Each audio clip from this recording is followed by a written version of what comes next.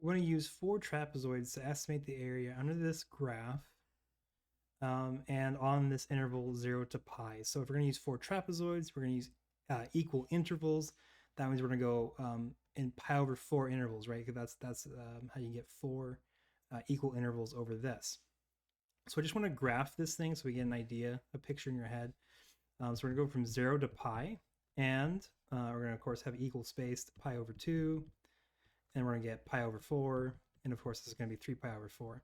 Those are the equal spacing of everything. Now, because this is 1 plus 2 sine x, we know that's going to be shifted up to 1 as the central point. It can go down to -1, but it's not actually going to on this interval. It's going to go 1, 2, 3. That's the highest point that's going to hit. And sine of 0 starts at 0, but of course, it's going to go up 1, so it's going to actually start at 1. And then pi over 2 is when sine is 1, but it's times by 2, so we're going to get 2 plus 1 is 3. So sine of pi over 2 is 3. And then pi, again, this is sine of pi is 0. 0 times 2 is 0, plus 1 is 1.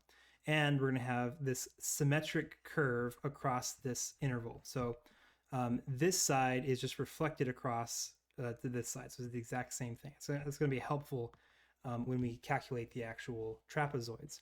Now the trapezoid, of course, is going to look like this. We're going to just take this height here and then create a trapezoid like this. And this is our trapezoid in here. And this height here, and create a straight line to this point. That's our second trapezoid. And actually, this point is the exact same thing as this trapezoid. So these two are the exact same. And this trapezoid is the same as this one. So all we really need to do is find the heights of each one of these lines. Of course, this one is a height of 1. This one is a height of 3. This one's also a height of 1. These two, however, right, when you take pi over 4, plug that into here, sine of pi over 4 is root 2 over 2. So you get root 2 over 2 times 2 is just root 2. So this height is going to be 1 plus root 2. Just again, just plug in pi over 4 into here and simplified. So the height of a trapezoid, or the area of a trapezoid, is going to be this height here, which is pi over 4, times the quantity, the first height plus the second height over 2. So you have 1 plus root 2 all over 2. Now the thing about this is because they come in pairs, right? This one is the exact same thing in this one, that we're also going to be adding up this one to this one. So that we're going to be adding the exact same thing to itself. And if they're both divided by 2, that means the 2 halves become 1 whole. And so we can actually get rid of this denominator, and we just have this portion.